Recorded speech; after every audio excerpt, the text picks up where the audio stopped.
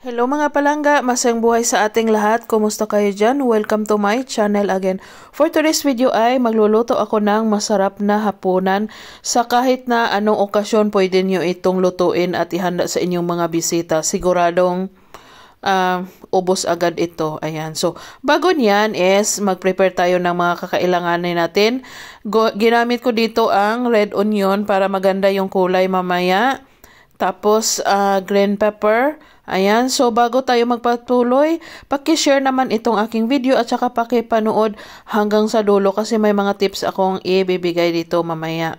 Ayan. So, ayan, spring onion. Pwede din itong wala. Pwede din meron. Sa akin kasi gusto ko nilalagyan ko niyan.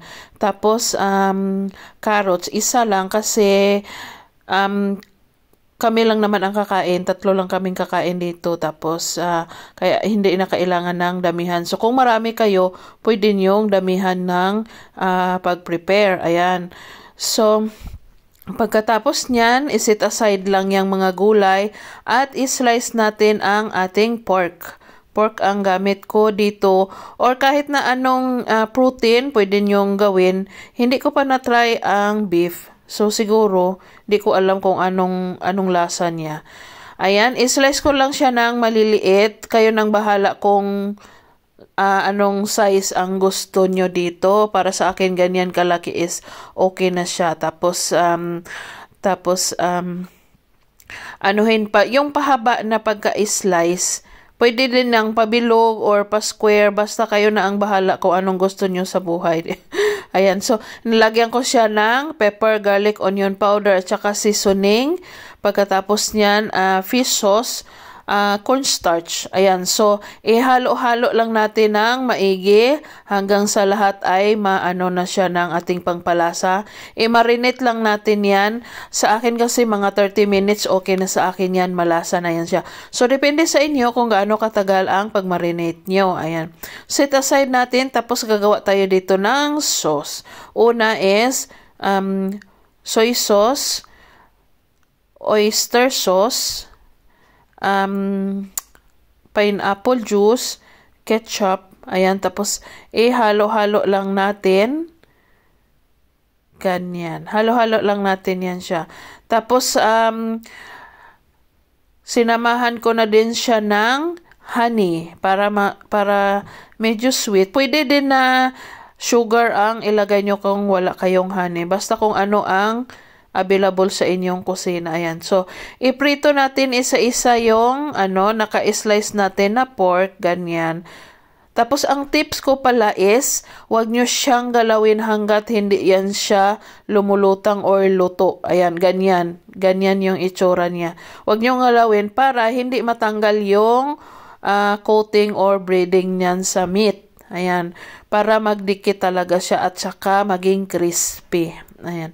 So, yan na yung second batch ng ating pork para binilisan ko na lang para hindi kayo maboard sa kakanood sa akin. Ayan. So, nagpainit ako ng kawali dito na may lagyan ng mantika. Tapos, naglagay ako ng garlic. Minced garlic yan siya. Tapos, ilagay yung sauce mixture natin. So, kung nakaabot kayo hanggang dito sa video na to, paki-share naman ang aking video at saka pakisulat kung taga saan kayo para alam ko kung hanggang saan nakaabot ang aking video. Maraming salamat. Tapos, pakuluan lang natin yung sauce hanggang sa mag-reduce ng konti. Tapos, ilagay yung pineapple chunk. Yan. Lutuin lang natin yan siya.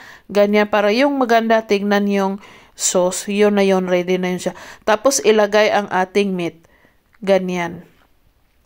Ilagay natin dahan-dahan lang para hindi ka matalamsikan ng sauce kasi mainit yan at masakit. Yan. So, i-mix-mix lang natin ng maigi yung nakapritong meat natin sa sauce. Tapos, ilagay na yung nakaset aside na gulay. Ano pala siya? Na-blanch ko na pala yan siya. Kaya, okay na yan siya na sandali lang yan.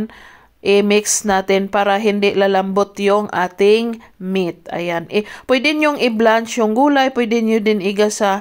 Kayo na ang bahala kung ano ang gusto nyong gawin sa inyong ulam. So, ayan, tapos na. Ilagay lahat sa lagayan para hindi siya ma-overcook ang gulay doon sa kawali kasi mainit siya. So, nagtuloy-tuloy pa din yung pagkaluto niya.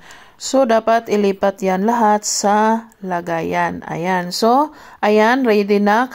Kakain na tayo. So, sana ay nagustuhan nyo ang video ko for today. Thank you for watching. Bye-bye!